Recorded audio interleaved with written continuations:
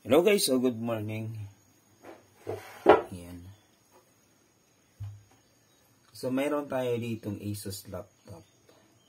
So yung issue nito ay slow moving, parang naghahang daw, at malfunctioning yung kanyang keyboard. So ang ginawa ko, nagpalit na ako ng SSD, yung HDD, pinalitan ko na siya ng SDD. Then, nag-upgrade ako ng RAM. Then, okay na siya. Then, ngayon, magpapalit ako ng keyboard. So, yung keyboard kasi nagma-malfunctioning. Power on.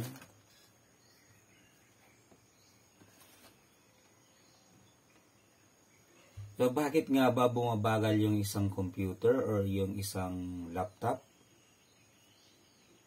Simple lang may explanation doon. Sa unang bili mo niyan, mabilis yan. Habang tumatagal, bumabagal yan kasi dahil sa updates. Updates. Once na connected siya sa internet, then automatically nag-update yan eh. Kaya makikita mo yan doon pag nag-shutdown ka. Shutdown and update. Restart and update. Mga ganun. So, nangyayari naman talaga yan. Kaya, pinakang best way dyan is to upgrade the RAM, upgrade SSD. Ayan o, gumagalaw yung kanyang mga icons yan. Dahil yan sa keyboard. So, pag inano mo yung keyboard, so mawawala na. Ayan. Windows. Wala. So, most of the keys are not working. So, yung problema nito. Sige. Shutdown na natin. Ang bilis, di ba? Ang bilis na mag-load. Kapag mga ganito klaseng, mga ganitong laptop, ganitong klase na laptop, yun talaga, palagi yan, babagal at babagal yan, babagal at babagal.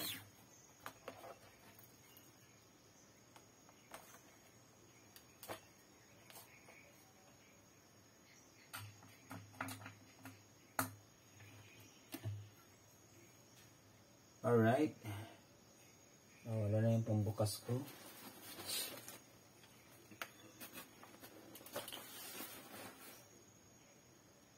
So, mayroon tayong nakahang dito na na board problem. So, nag-order tayo via online. Shopee. Available naman siya. Tingnan nyo lang yung model. Then, search nyo. Then, tingnan nyo yung reviews. Yung comments doon, then kapag nagustuhan ninyo,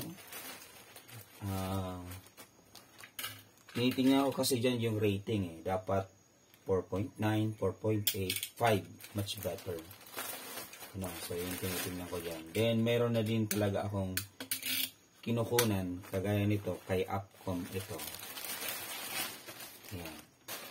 As in, trusted ko na din ang shop na to.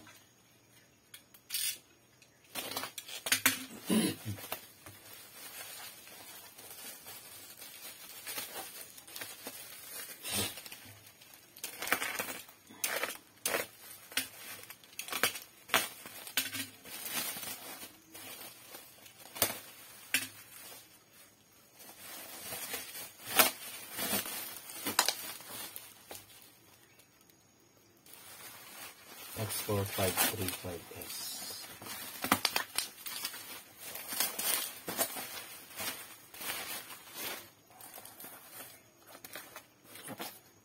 So yun guys, so yung model ng natin is Asus X435S. So pinili lang sa atin Asus X453 453S, then Asus 453.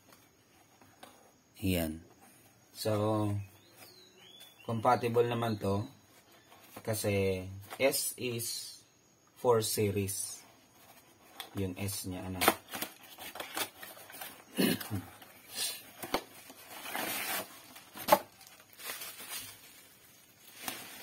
Ito na siya guys. Ito, so mas maganda sana nga hanapin natin yung may black na takip dyan. In this case, wala eh. Wala akong mahanap na ganun sa online. So, kaya doon na lang ako kay Upcom nagbili ulit. Pero, pag bumibili ako via online, hinahanap ko yung may takip dyan na black. Mas matibay kasi yun. Ano? Ito kasi yung mga ganito. Ewan. Pero, okay naman to. Kapag galing kay, kay Upcom. Okay naman yan.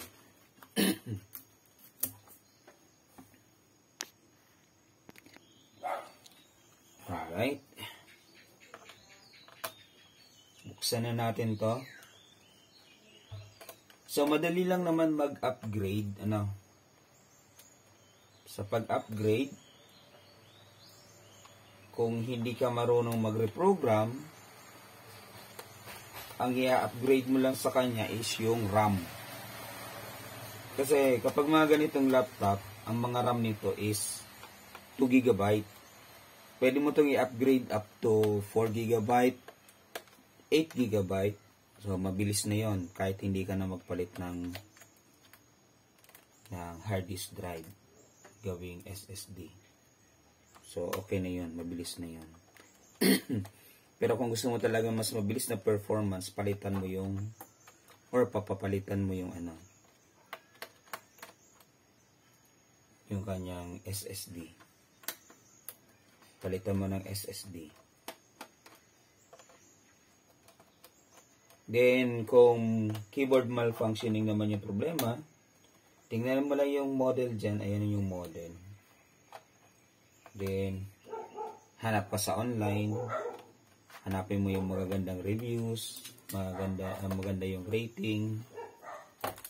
Para at least, okay yung makuha mo.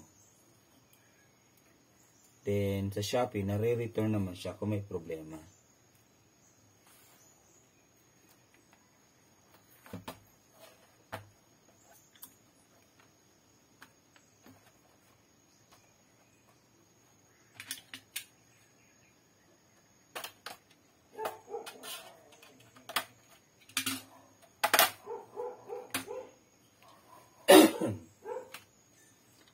Commonly, ang nasisira sa laptop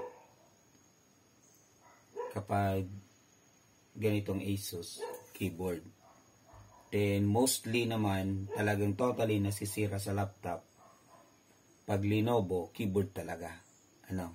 Ewan ko kung bakit sirain yung mga Kasi siguro dahil made in China or So, ganun.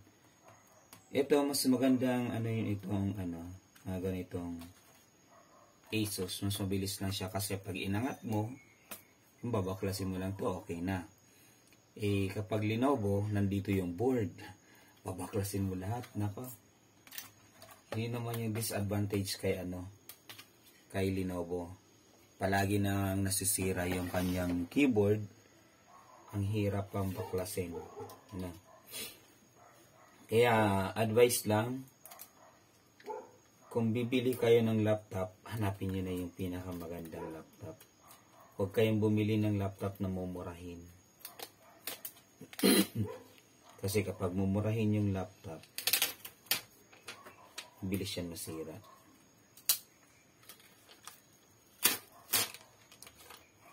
Same din, nasa paggamit na din. So, kung hindi masyadong careful sa paggamit, masisira talaga. So, yan, tinanggal ko lang yung kanyang mga guys. Yan.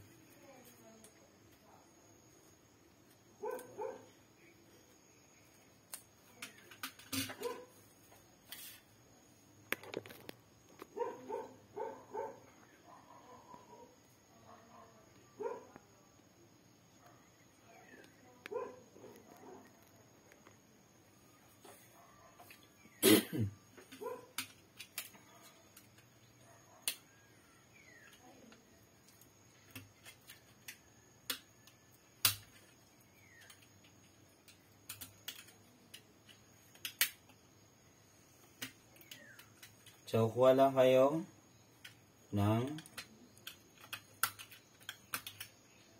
ito, cutter. Yan, para matanggal niyo yung mga ano. Yan, ganyan lang.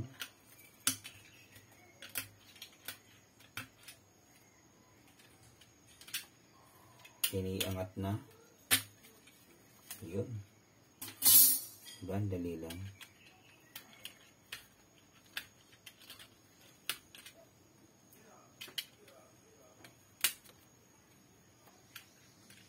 So, kapag ganang madaling masira, dapat yung mga laptop company, kapag madaling masira yung mga keyboard, huwag nang pahirapan dapat.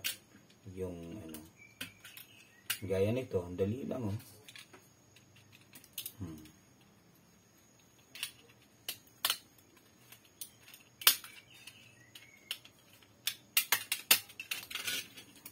Iaangat mo lang mga ganyan oh.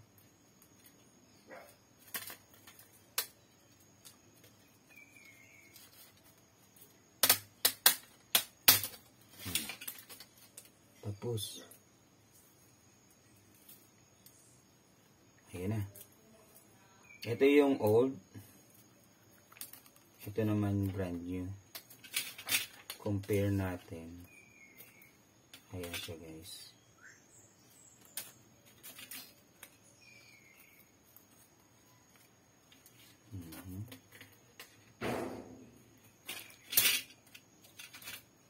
So ito. Parehong-pareho sila. Alright, ayan. Parehong-pareho sila.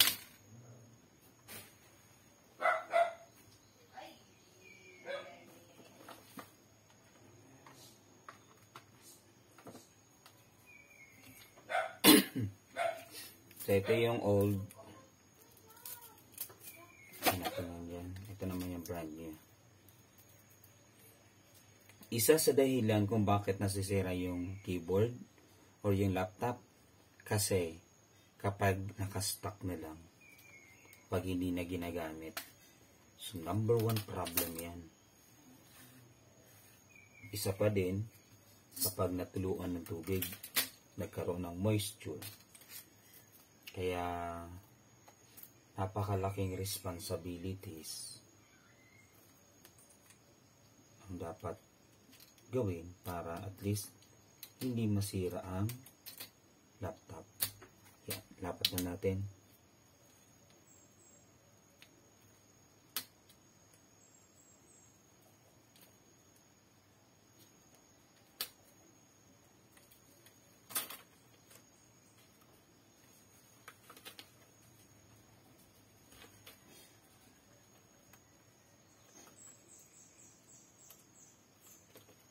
Ang hirap naman itong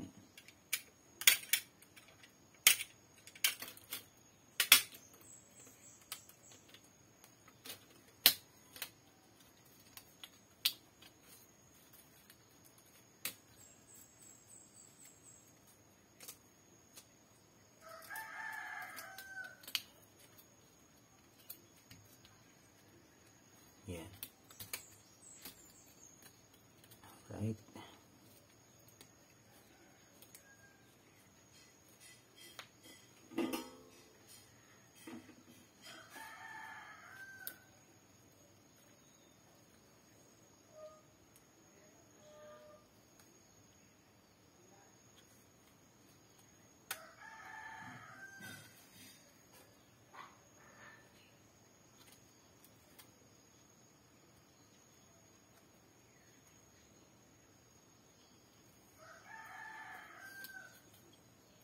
Soldering iron lang. Iinitin mo lang yung kanyang dating ano para matakpan yung bilog. Ayun, para ma-block niya. Para hindi matanggal. Ganyan lang. Tatsagaan nyo lang to.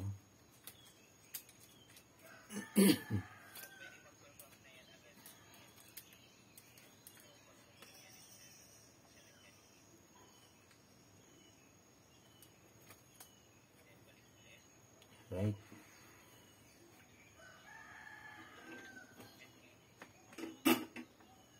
kabila.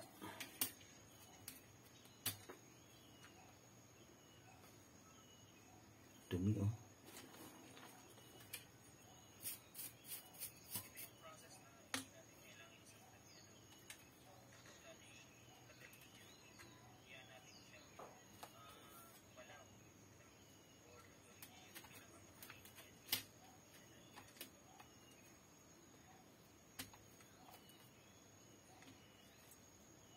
Okay.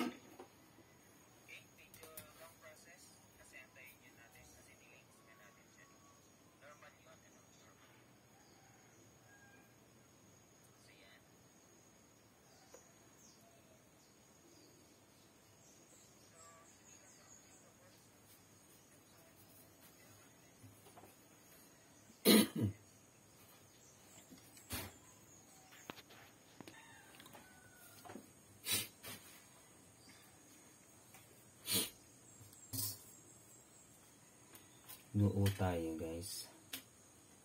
Tulog kasi ako sa labas ng bahay. Nako.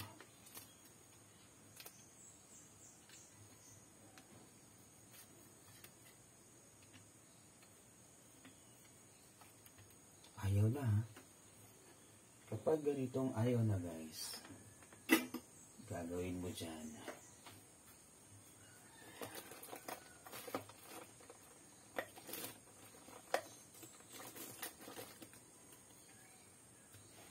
Halimbawa, ayan. Ganyan yung nangyari. Hindi mo madikit. Kuha ka ng stick glue. Ayan. Kuha, ano lang, pakunti-kunti lang. Ayan. Stick glue lang katapat nyo guys.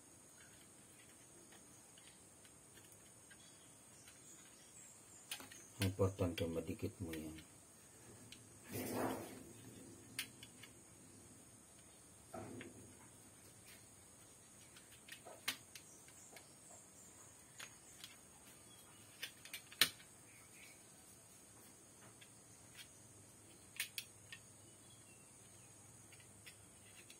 Alright, ayan.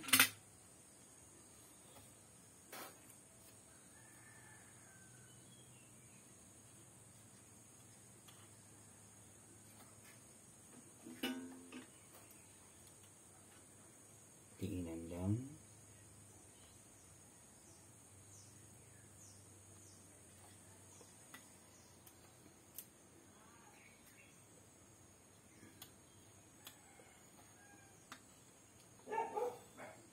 Iwasan nyo na lang mapunta sa inyo yung usok sa ilong nyo. Kasi bad for the health yan.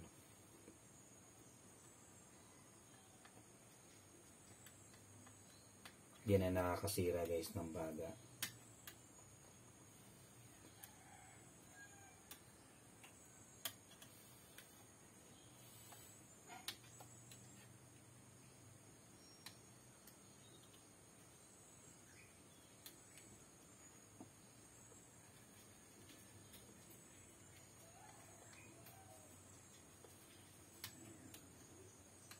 Yung inayos mo na ano, tapos sira pala yung keyboard na napadala.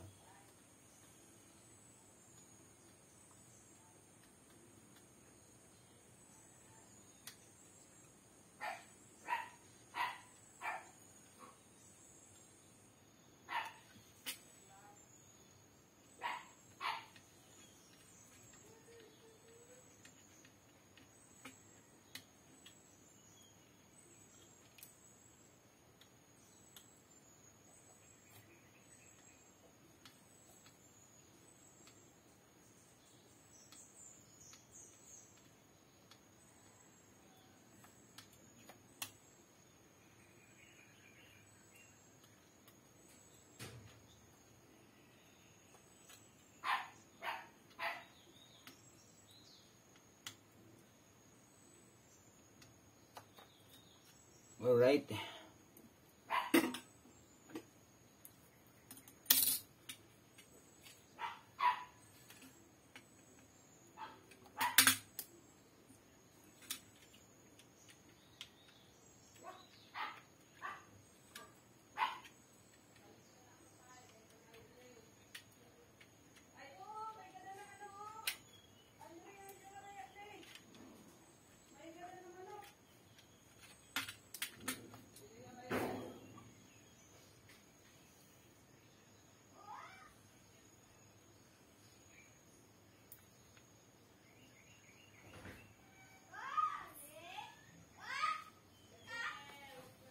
Alright.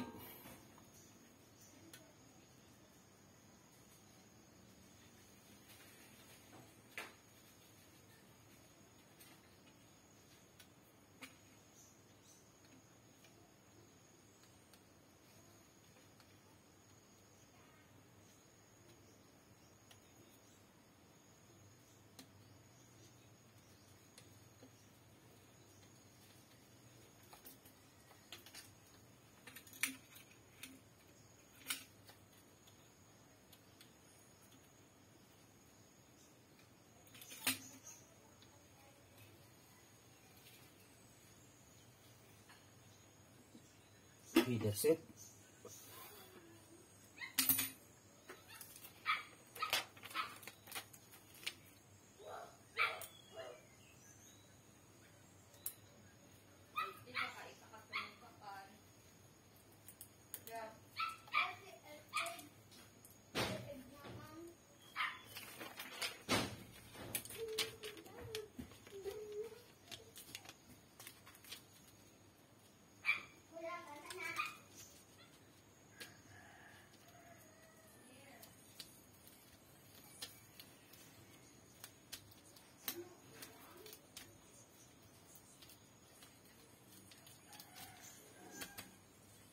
Okay.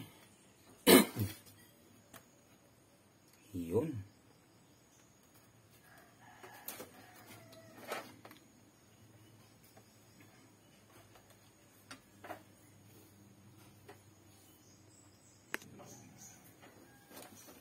Alright.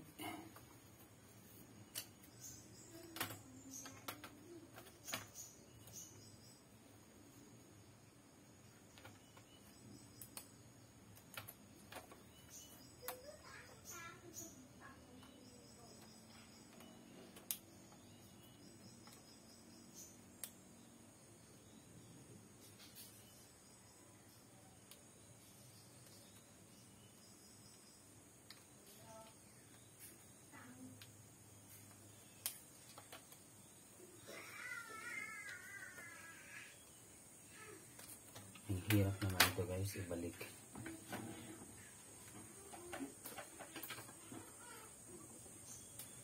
Okay, babalik ko lang ha. Medyo madilim eh.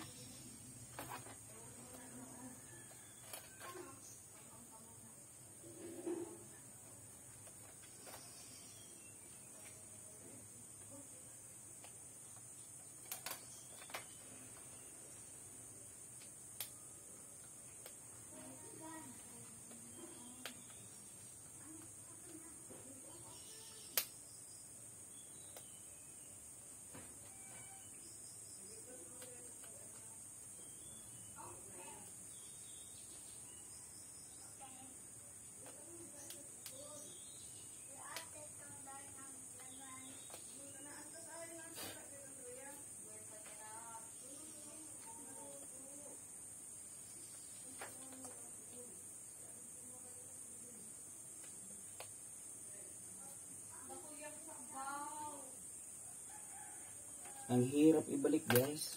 Oh, shit.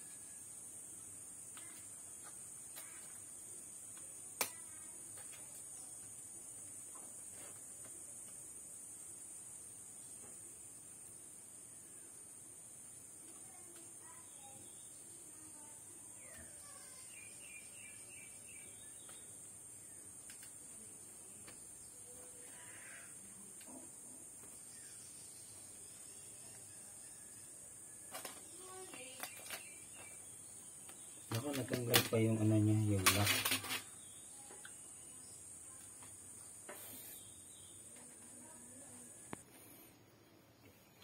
Yun guys, medyo nahirapan tayo magbalik. Nako. Try nga natin.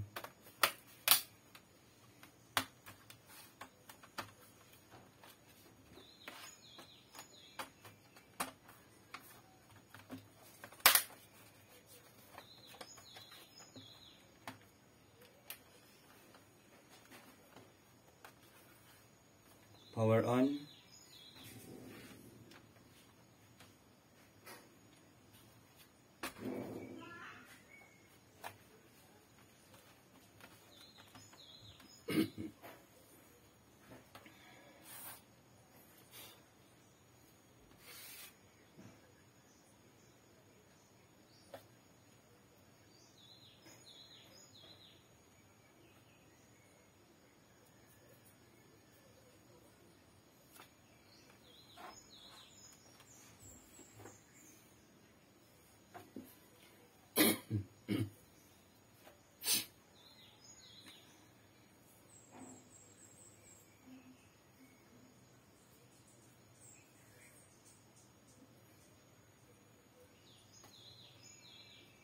Lah, walang mouse. Ayun pa.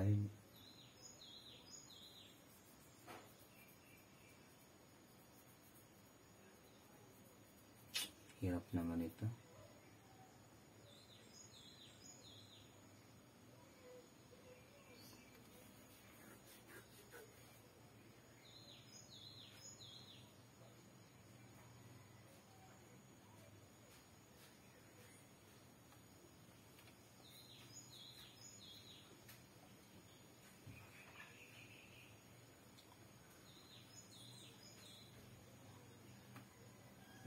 Ayun, okay na.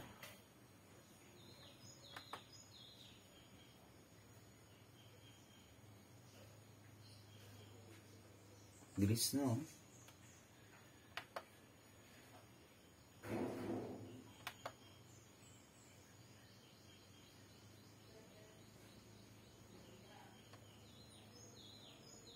Sige nga. Yung Microsoft Word niya 2007 pa. Word 2010. Kasi yung Microsoft ngayon, may bayad na eh. 7,000 pag pa-install, 5,000. Medyo ano na din. Na, ayaw ni customer. Pero hindi ako hindi ako nag-reprogram nito.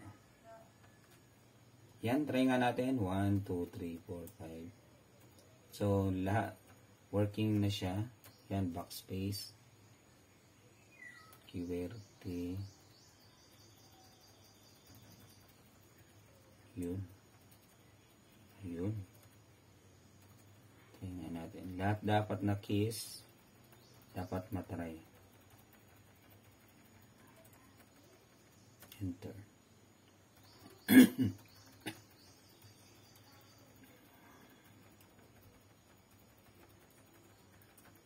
Shift. Up arrow. Down arrow. Right and left. Right. Home. Page down. Home. Page down. Page up. Windows. Escape. Alt F4. Alright. So yan, working na siya guys.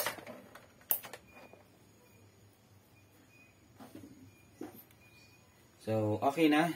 Ganun lang naman yun kasimple. Kung paano magpalit, paano mag-upgrade. Then, ito na, working na siya. So, pwede na itong makuha ni customer. So, tatlo yung pinalitan natin. RAM, SSD, and keyboard. So, mga magkano ba yun?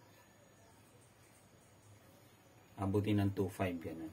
So, minimal amount 2.5 to 3,000. So, tinanong ko muna kasi si kung kaya bang ganyan na amount. Kaya naman daw, basta hindi lang daw mag-exceed or hindi lang daw mag 5,000. So, sabi ko, mga nasa 2,800 to 3,000 lang naman yan. So, okay naman. So, wag natin masyadong tagain yung customer natin. So, yun. 500 labor, okay na yan, guys.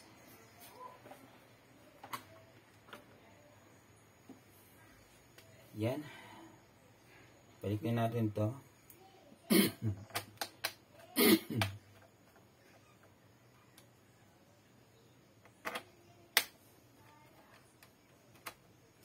So yun guys, if you're new into my channel, so please don't forget to subscribe, like, share, and have a comment, leave a comment.